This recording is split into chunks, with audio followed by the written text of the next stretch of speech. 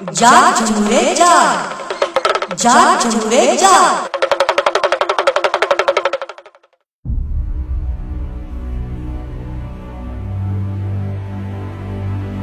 Mallard,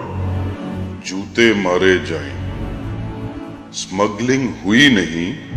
Ayan مجرم نہیں،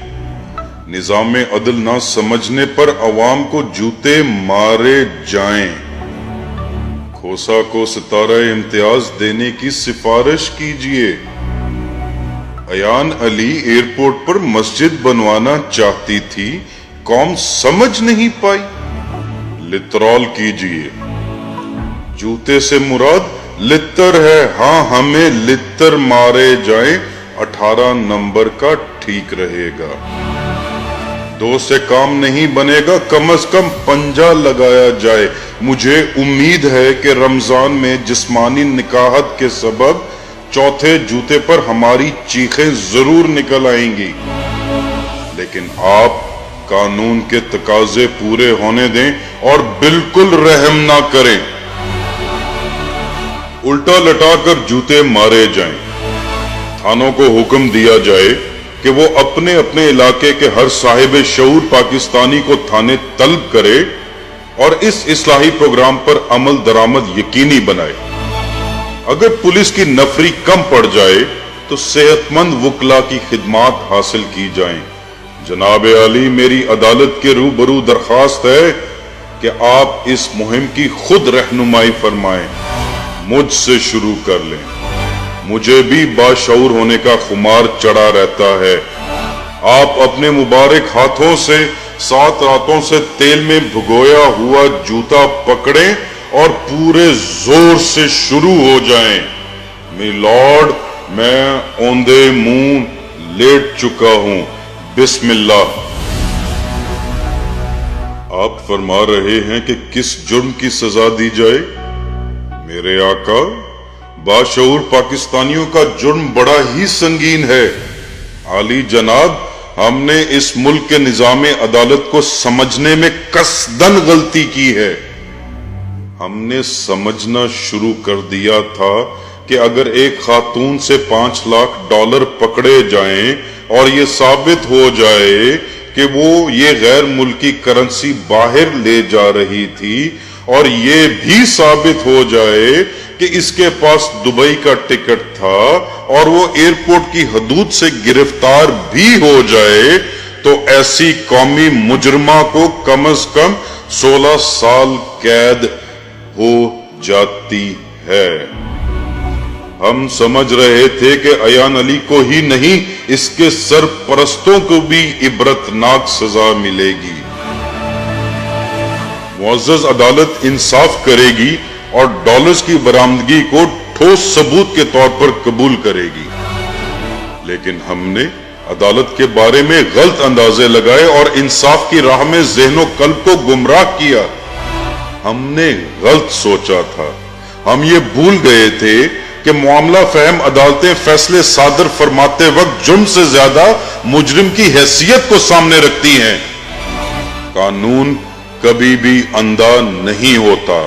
اگر کسی سکینہ بی بی سے $11,000 بھی برآمد ہو جاتے تو یقیناً اس کو سزا سنائی جا چکی ہوتی، بلکہ اس کے پورے خاندان کو عبرت کی علامت بنا دیا جاتا، قانون کھل کھلا کر سامنے آتا، ہمیں علم ہی نہیں تھا کہ ہائی پروفائل سمگلرز مجرم نہیں مہمان ہوتے ہیں، اور ان کے فیصلے معاشی، سماجی اور سیاسی نزاکتوں کو سامنے رکھ کر کیے جاتے، ہم کے اس ملک کے پیدائشی شہری ہیں، اس سسٹم کو اب تک کیوں نہیں سمجھ سکے، اس غفلت مجرمانہ پر ہمیں جوتے مارے جائیں، آپ نے ٹھیک فرمایا کہ کسٹمز حکام ثابت نہیں کر سکے کہ ایان علی واقعی یہ ڈالر اسمگل کرنا چاہتی تھی، نہیں، ایان علی نے ایئرپورٹ پر مسجد تعمیر کروانی تھی، وہ نیک دل بی بی کہ شوبز جس کا بزنس اور ڈالر جس کا ایمان ہے وہ دبئی نہیں جا رہی تھی، اس کا بھائی دبئی جا رہا تھا، اسے وہ ڈالر دینا چاہتی تھی تاکہ وہ وہاں سے مسجد کا نقشہ بنوا کر لے آئے۔ ہم سمجھ نہیں سکے، ہم تو یہ بھی نہیں سمجھ سکے کہ آخر اس نے بھائی کو یہ ڈالر دینے کے لیے ایئرپورٹ کا ہی انتخاب کیوں کیا۔ ہماری ناسمجھی، کم عقلی اور عدالت کے بارے میں خوش گمانیوں پر مبنی رائے کی ہمیں سزا دی جائے۔ ہمیں تو یہ بھی عدالت سے پتا چلا کہ اسمگلنگ کی کوشش کرنا کوئی جرم نہیں ہے۔ اس لحاظ سے کسی ہوا زادی کے ساتھ دست درازی کی کوشش کرنا بھی کوئی جرم نہیں ہے،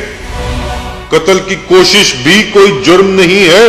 وہ جہاز پر سوار ہو جاتی تو نکل جاتی،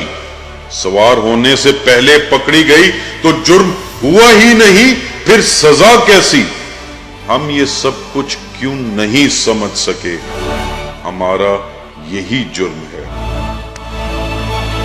علی جاہ لتر اٹھائیے اور اس خوش عقیدہ قوم کی اصلاح کیجیے۔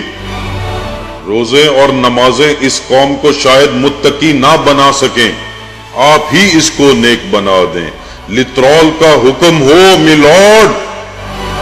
سردار لطیف کھوسا کو ستارہ امتیاز دینے کی سفارش کی جائے کہ انہوں نے اہم قانونی نکات کو سامنے لا کر ایک عفت مآب کی پاکیزگی ثابت کر دی ہے۔ کھوسا رات بھر فتح کے نشے میں ڈوبے رہے،